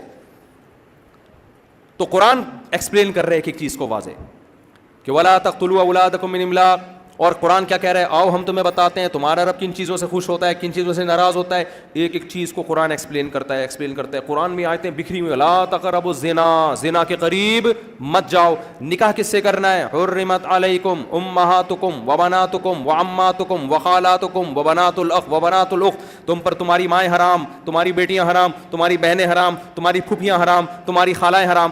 ایک تو زنا کسی سے نہیں کرنا, اور اگر ریلیشن کرنا بھی ہے نکاح سے, لیکن نکاح میں بھی کچھ باؤنڈری ہے. اس سے نکاح کرو گے خدا ناراض ہوگا, اس سے نکاح کرو گے خدا راضی ہوگا. انگریز کے پاس کوئی ایسی ایکسپلینیشن نہیں ہے, ہندو کے پاس کوئی ایسا قانون نہیں ہے جس میں گاڈ خود بتا رہا ہو کیا صحیح ہے اور کیا غلط ہے. تبھی تو انگریزوں کے ہاں اسمبلیوں میں قانون بنتے ہیں. انہوں نے ایسے غلط قانون بنا دیے کہ وہ ہومو سیکچولیٹی کی اجازت دے دی, کیونکہ ان کا کوئی روکنے والا نہیں ہے. ان کو شراب کو لیگل کر دیا. قرآن کیا کہتا ہے؟ انما الخمر والمیسر والانصاب والازلام رجس. اے ایمان والو ہم بتاتے ہیں خدا کس سے ناراض ہوتا ہے. جوا کھیلنے کی تمہیں اجازت نہیں ہے, چاہے سوسائٹی میں اس کے کتنے اچھے اثرات پڑ رہے ہوں. عرب جب جوا کھیلتے تھے جیت کے غریبوں کو کھلاتے تھے. قرآن نے کہا نا نا نا نا, چاہے غریبوں کو ہی کھلاؤ, جوے کی تمہیں اجازت نہیں ہے.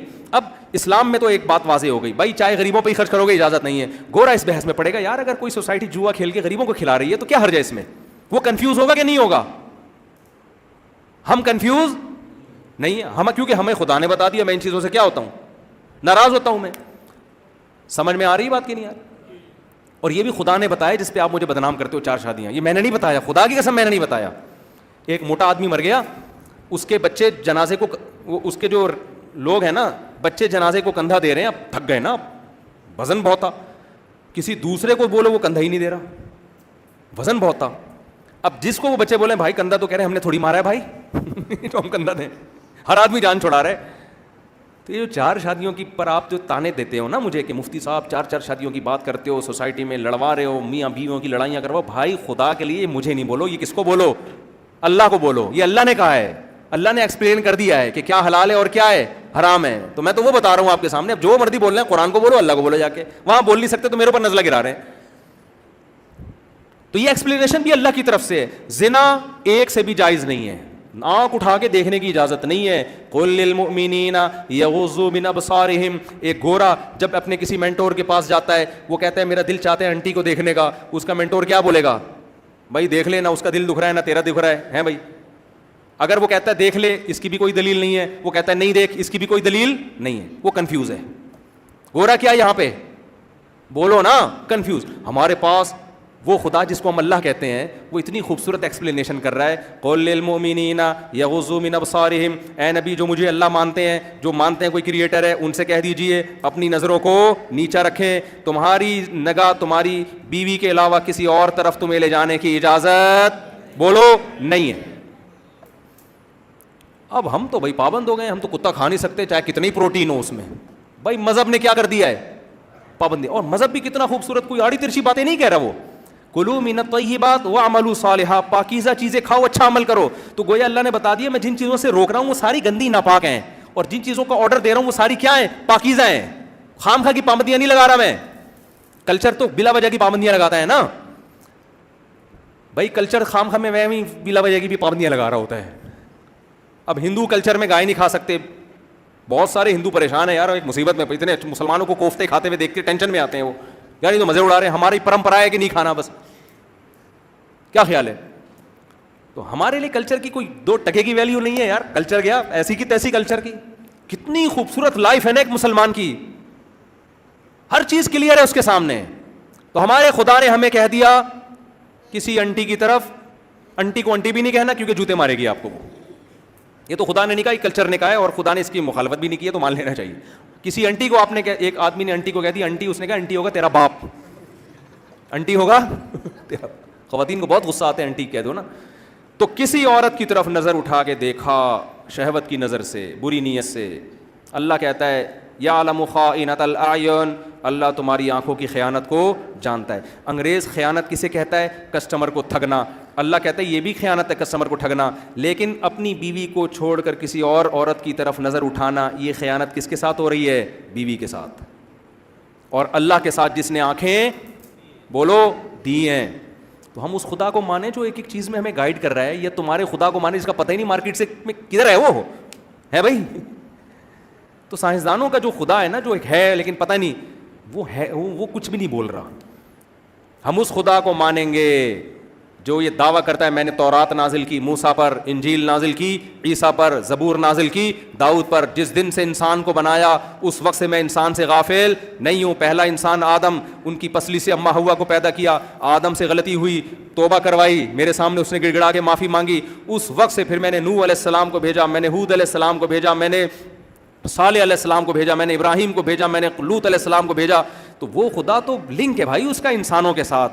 اس خدا کو ہم مانیں گے تاکہ ہم اس سے دعائیں بھی مانگیں, اس کے سامنے سر بھی جھکائیں, اس کو راضی کرنے کی کوشش بھی کریں. آپ اس جیسا خدا مارکیٹ میں لے آؤ تو اگر ہم دیکھیں گے وہ والا زیادہ اچھا ہوا تو ہم اس والے کو چھوڑ دیں گے. لیکن آپ کے پاس مارکیٹ میں نہ کوئی دوسرا ہے, نہ سچی مچی کے خدا کو ماننے دے رہے ہو, تو آپ تو ہمیں خدا لیس بنانا چاہتے ہو اور گاڈ لیس بنانا چاہتے ہو. گاڈ لیس بن گئے تو ہماری نظر میں کتے اور گائے میں فرق کیا ہو جائے گا؟ ختم. پھر ہی اور شی کا فرق بھی کیا ہو جائے گا؟ آہستہ آہستہ ختم.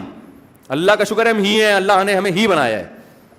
ابھی میرا ایک کلپ بہت چل رہا ہے لیکن آدھا چلایا, کم وقتوں نے پورا نہیں چلایا, اس سے غلط امیج جا رہا ہے. میرا پورا کلپ یہ تھا کہ LGBT کا قانون جب پاس ہوا تو میں نے کہا یار اللہ کا بڑا فضل ہے کہ ہمیں کوئی, اس قانون کی بیس یہ ہے کہ اگر کسی مرد کو ہی ہے فیلنگ شی والی ہو رہی ہیں تو یہ اس کا قانونی رائٹ ہے کہ وہ فیلنگ کے حساب سے چینجنگ کروا سکتے ہو. کہتے ہیں جب اس کو ایسے ہی ہونے کا فائدہ کیا کہ فیلنگ شی والی ہیں اس میں, اور ایسی شی ہونے کا فائدہ کیا کہ اس میں فیلنگ کیا ہے؟ ہی والی. تو اللہ سے معاذ اللہ غلطی ہو گئی, شی تھی پیدا ہی کر دیا, ہی تھی پیدا کیا کر دیا اس کو شی میں کر دیا. لہذا ہیومن رائٹس کا تقاضا یہ ہے کہ جو ہی اپنے آپ کو فیلنگ شی والی ہیں تو وہ شی لکھوا لے. تو میں نے اس پہ ایک بیان کیا تھا. اب یہ اگر کوئی کلپ بنائے نا پوری بات لے کر آئے, یہ درمیان سے نہ کاٹا کرو. میں نے اس پہ کہا تھا کہ دیکھو اسلام دین فطرت ہے. اسلام نے کتنا ہم پر احسان کیا کہ ہمیں جلدی شادی کا حکم دیا.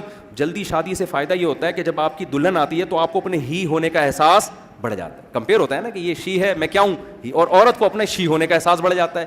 شادی سے پہلے تھوڑا سا بعض لوگ کنفیوز ہوتے ہیں, ٹھیک ہے نا.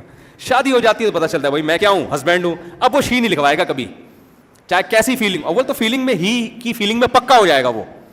تو میں نے اس پہ کہا تھا کہ یہ اسلام کا ہم پر احسان ہے کہ ہمیں 4 شادیوں کی اجازت دی ہے معذرت کے ساتھ. اس میں ہماری فیلنگ اتنی 4 دفعہ پکی ہو جاتی ہے نا کہ اب ہمیں بل پاس کروانے کی ضرورت رہتی نہیں. پہلی شادی ہوئی آپ کو اپنے ہی ہونے کا احساس ہوا, یہ دلہن ہے میں شوہر ہوں میں ہسبینڈ. ایک دفعہ آپ کو احساس ہوا میں ہی. دوبارہ شادی میں آپ کو یہ احساس دوبارہ ہوا, 2 دفعہ یعنی ہی ہو گئے آپ. پھر ہی ہو گئے. پھر چوتھی دفعہ میں آپ ہی ہو گئے. تو بتاؤ ایسا شخص اس قانون کو کبھی مانے گا؟ تو نیچر پہ آنا, یہ نیچر پہ پکا ہو جانا یہ اللہ کا انعام ہے یا نہیں ہے, یا نیچر سے ہٹنا انعام ہے؟ تو مرد تو بنایا تو یہ تو فضیلت کی بات ہے یار ہمارے لیے. تو میں یہ عرض کر رہا تھا کہ جو میں 4 شادیوں کی بات کرتا ہوں نا, جو تانے دیتے ہیں مجھے بالکل نہیں دیا کرو, کس کو بولا کرو بھائی, اللہ میاں کو بولو جا کے اللہ تو نے کیا کر دیا. یہ اللہ سے اگر آپ پوچھو گے تو اللہ کے پاس بہت زبردست جواب ہے اس کا. اللہ کہتا ہے میں نے حرام میں آنکھ اٹھانے کی بھی اجازت نہیں دی ہے, لیکن مرد میں نے یہ ڈیزائرز بہت زیادہ, خواتین سے معذرت کے ساتھ جو بیان سن رہی ہیں, مرد میں ڈیزائر بہت زیادہ رکھی ہیں. اب چونکہ اللہ کہتا ہے میں نے جو دین بنایا ہے تمہیں اسلام دیا ہے, کیونکہ پیدا کرنے والا میں ہوں نا, تو نیچر سے واقف جتنا میں ہوں گا اتنا کوئی اور نہیں ہے. تبھی قرآن نے کیا کہا, فطرت اللہ التی فطر الناس علیہا, یہ اسلام وہ نیچر ہے جس پہ میں نے لوگوں کو پیدا کیا ہے. تو جب اللہ نے نیچر پہ لوگوں کو پیدا کیا ہے تو عورت کے لیے عورت کی نیچر کے حساب سے احکام دیے, مرد کے لیے مرد کی نیچر, اور ایسے احکام دیے جو سوسائٹی کی ضرورت پوری کریں. تو ایک شادی والا سسٹم چل نہیں سکتا سوسائٹی میں. اس میں عورتیں, بے نکاحی عورتیں بہت زیادہ ہوں گی, اور مردوں کی ڈیزائرز پوری نہیں ہوں گی. وہ منہ ماریں گے گند کی طرف جا کے, جو ہو رہا ہے آج کل. سمجھ رہے ہیں کہ نہیں سمجھ رہے؟ تو وہ غلط جگہوں پہ جا کے منہ ماریں گے. وہ مرد کا بھی فائدہ اس میں کہ اس کو حلال ایک اور بیوی رکھنے کی اجازت دی جائے, اور عورت کا بھی فائدہ ہے تاکہ ساری عورتوں کی شادی ہو جائے. اب شادی آپ یک طرفہ کام نہیں ہے. میرے پاس لوگ آتے ہیں کہ مجھے کوئی دوسری شادی, مجھے کوئی دوسری پہ رشتہ نہیں دے رہا. تو میں کہتا ہوں کہ آپ کے اندر کوئی اضافی قابلیت ہوگی تو آپ کو دیں گے, نہیں ہوگی تو وہ کیوں دے گا؟ اس کو تھوڑی شریعت نے حکم دیا کہ وہ اپنی بیٹی ایسے کو دے جس کے پہلے سے بیوی ہو. ارے بکرے کا آپ کو حکم دیا کہ قربانی میں بکرا کاٹو, بکرے کو حکم نہیں دیا کہ وہ لیٹ جائے آپ کے سامنے آ کے. کیا خیال ہے؟ آپ کسی کے ہاں دوسری شادی کے لیے پیغام بھیجیں گے تو لڑکی کو نہیں پابند بنایا کہ آپ کسی کی دوسری بیوی بنو. اسلام کہتا ہے آپ کی پہلی بنو. اگر پہلی والا اچھا نہیں مل رہا اور دوسری والا یا پہلی والا جو ہے وہ کم درجے کا ہے, دوسری والا اس سے بہت زیادہ اچھا ہے, تو بعض دفعہ عورت کہتی ہے یہ دوسری والا جو ہے نا جو دوسری کر رہا ہے یہ اس کمانے سے کئی گنا زیادہ اچھا ہے, تو اس بیس پہ وہ اپنا فائدہ دیکھے گی. تو سوسائٹی میں دونوں کے فائدے کو ملحوظ رکھ کے اسلام نے حکم دیا. باقی اسلام جب آپ کو 4 کی ترغیب دیتا ہے تو یہ نہیں ہے کہ پریکٹیکلی ممکن نہیں ہے 4 کر لو. اتنی عورتیں تھوڑی ہیں مارکیٹ میں. یہ مارکیٹ کا لفظ میری زبان میں ایک چل پڑا ہے, آپ کہیں ایسا نہ کوئی مارکیٹ میں نکل جائے عورتیں تلاش کرنے کہ مجھ سے بار بار کہہ رہے ہیں مارکیٹ میں, تو کہاں ہے مارکیٹ میں, تو ویسے ہی نہیں ہے.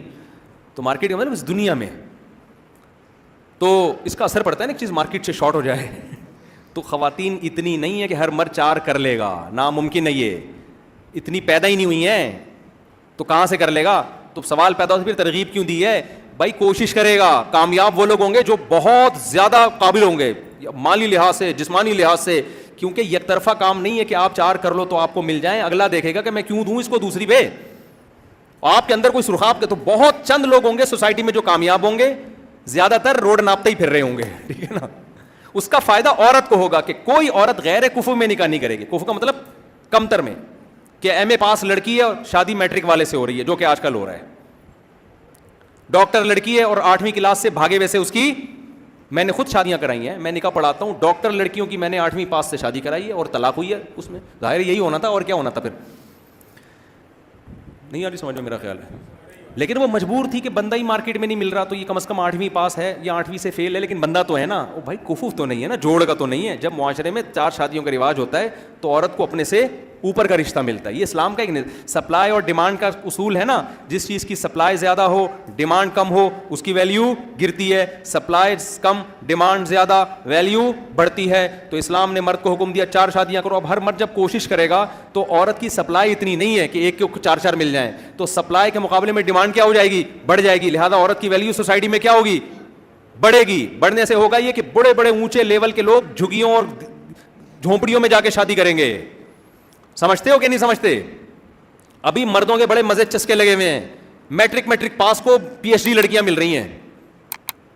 یہ مزے رکھ گئے ہیں. جب 4 شادی ہوں گی لڑکیاں مارکیٹ سے شارٹ ہونا شروع ہوں گی. بھائی شارٹ ہوں گی کہ نہیں ہوں گی, ایک ایک 2 جب آ گئی تو اب بندہ کہے گا لاکھوں پتی ہوگا, بولے گا بھائی رشتہ نہیں ہے. پھر اس کو ملے گا جی وہاں ایک جھگی ہے, نام نہیں لیتا میں علاقے کا, پھر ان کو غصہ آئے گا نا. وہ نالے کے قریب ایک جھگی ہے, وہاں سنا ہے اس لڑکی کا ابھی تک رشتہ نہیں. وہ آدمی کہے گا بھائی کنوارے رہنے سے بہتر ہے ایک عدد مجھے کوئی غریب لڑکی دلا دو. تو مرد کا معیار گرتا ہے, عورت کا معیار اوپر ہوتا ہے. صحابہ کے دور میں آپ دیکھ لو, جو بیوہ عورت ہوتی تھی اتنے رشتے آتے تھے اس کے, اتنے رشتے آتے تھے. قرآن نے پابندی لگائی ہے کہ عدت کا انتظار کرو, عدت گزرنے سے پہلے تمہیں رشتہ بھیجنے کی اجازت نہیں ہے.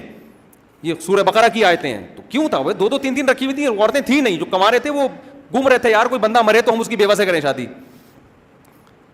یہ مارکیٹ میں ہو رہا تھا. اب تو عورت کی کوئی 2 ٹکے کی ویلیو نہیں ہے. تو یہ ایکسپلینیشن ہمیں کہاں سے ملی ہے؟ یہ خدا سے. اور ملکی قوانین, انسانوں کے قوانین, یورپ کو جا کے دیکھ لو. 100 سال پہلے یورپ میں یہ تھا, جب انہوں نے 2-3 شادیوں کے خلاف تحریکیں چلائی ہیں نا, تو وہاں کے لوگوں نے, ماہرین نے کہا کہ اس سے ہمارا فیملی سسٹم تباہ ہو جائے گا. یہاں تک میں نے حوالے نقل کیے ہیں 100 سال پہلے لندن کے اخباروں کے. وہاں کے صحافی 100 یا 200 سال پہلے, 150-200 سال پہلے, وہ کہہ رہے ہیں کہ ہمیں اسلام کے اس 4 شادیوں والے نظام کو لینا پڑے گا, اس کے بغیر ہم فیملی سسٹم کو بچا نہیں سکتے. لیکن اس بیچارے اسکالر کو نہیں پتا تھا کہ اتنا تباہ ہو جائے گا نا فیملی سسٹم کے, پھر ایک شادی کا رواج نہیں چلے گا تو 4 کہاں سے لاؤ گے تم. ہماری سوسائٹی بھی بالآخر کہاں جا رہی ہے, وہاں جا رہی ہے. اس لیے میں پاگلوں کی طرح چیخ رہا ہوں کہ 4 شادیوں کا رواج ڈالو. سمجھتے ہو کہ نہیں سمجھتے؟ تو میں جلدی سے بات کو اب سمیٹ کے ختم کرتا ہوں, بہت بیان لمبا ہو گیا. تو میں یہ عرض کر رہا تھا کہ ہم اس خدا کو مانیں گے جس خدا نے ہمیں اپنا تعارف بھی کروایا, اللہ لا الہ الا هو الحی القیوم, اپنا انٹروڈکشن کتنا شاندار ہے, اس کے سوا کوئی عبادت کے لائق نہیں, الحی زندہ ہے, القیوم ہر چیز کو تھامنے والا ہے, اسے نہ کبھی نیند آتی ہے نہ کبھی اسے اونگ آتی ہے, زبردست تعارف ہے.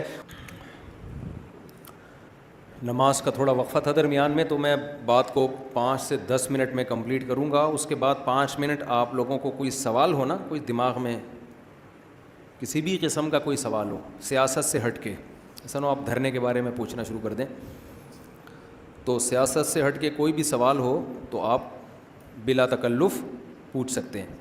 بیان چل کہاں رہا تھا, مجھے تو 20 چیزیں میرے دماغ میں چل رہی ہوتی ہیں. ہم کہاں تک پہنچے تھے؟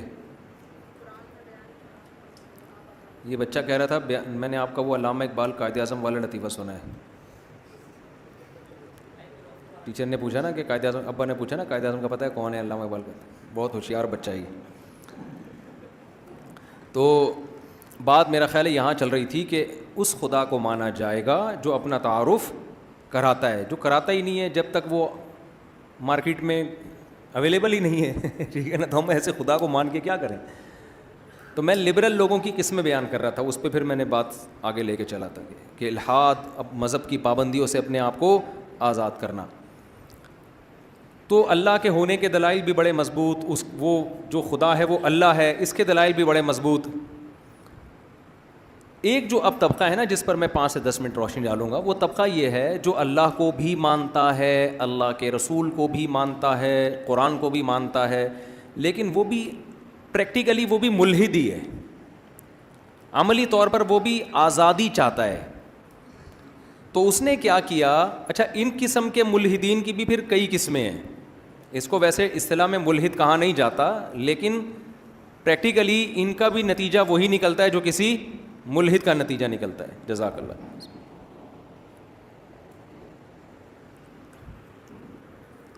وہ یہ ہے کہ آپ بیچ سے علماء کو نکال دیں. بعض لوگوں نے تو یہ کیا کہ حدیث کو نکال دیں آپ, کیونکہ جتنے احکام ہمیں حدیثوں میں ملتے ہیں اتنے قرآن میں نہیں ملتے. تو جب آپ حدیثوں کو نکال دو گے بیچ سے, ہم وہ کہتے ہیں کہ ہم اللہ کو بھی مانتے ہیں, قرآن کو بھی مانتے ہیں, ہم یہ جو اجمیوں کی لکھی ہوئی کتابیں ہیں نا جو 300 سال کے بعد حدیث کی صورت میں لکھی گئی, ہم ان کو نہیں مانتے. اس کا نقصان کیا ہوتا ہے کہ بہت ساری قرآن کے احکام ایسے ہیں جو قرآن میں نہیں ہیں, بلکہ وہ کہاں ہیں, وہ حدیث میں ہیں. وہ سارے حلال و حرام کا کانسیپٹ کیا ہو جائے گا, ختم, پھر بھی آپ آزاد ہو جاؤ گے. دوسرا ایک بڑا مسئلہ ہے کہ جو احکام قرآن میں باقی رہ بھی جائیں گے نا, جو قرآن نے واضح کیے ہیں, ان کی بھی ڈیٹیل ہمیں پھر حدیث میں ملتی ہے. جیسے نماز کا حکم تو قرآن نے دیا, تفصیل کہاں ملے گی اس کی, بولو, حدیث میں ملے گی. تو لہذا ایک فرقہ ہے جس کو منکرین حدیث کہا جاتا ہے, انہوں نے کیا کیا, ہم قرآن کو مانتے ہیں, نتیجے میں حج کا بھی انکار کر دیا, نماز کا بھی انکار کر دیا, اور پتہ نہیں کن کن احکام کا انہوں نے انکار کر دیا. یہ بھی ایک خطرناک قسم ہے لبرلزم کی. ایک چیز جو مارکیٹ میں آئی ہے نا, یہ بہت خطرناک ہے, یہ مذہبی لوگ اس کو قبول کر رہے ہیں, وہ ہے غامدیت. نام نہیں لینا چاہیے تھا, لیکن اس فرقے کا اور کوئی ملتا ہی نہیں نا, تو ہم پھر اس کو یہی نام دیں گے. وہ کیا ہے, علماء کو بیچ سے کیا کر دو, فقہا کو کٹا دو بالکل. اگر کوئی قرآن کو مانتا بھی ہے, حدیث کو مانتا بھی ہے تو مانے, لیکن اس کی وہ تشریح جو میں بیان کر رہا ہوں, وہ تشریح جو ابو حنیفہ نے بتائی, امام شافعی نے بتائی, امام احمد نے بتائی, امام مالک نے بتائی, یہ انسان تھے, یہ انسانوں کے اپنے نظریات تھے, ہم اس کو نہیں مانتے. ہم قرآن اور حدیث کو ڈائریکٹ مانیں گے. بیچ میں یہ جو شخصیات ہیں ان کو آپ کیا کرو, سائڈ پہ.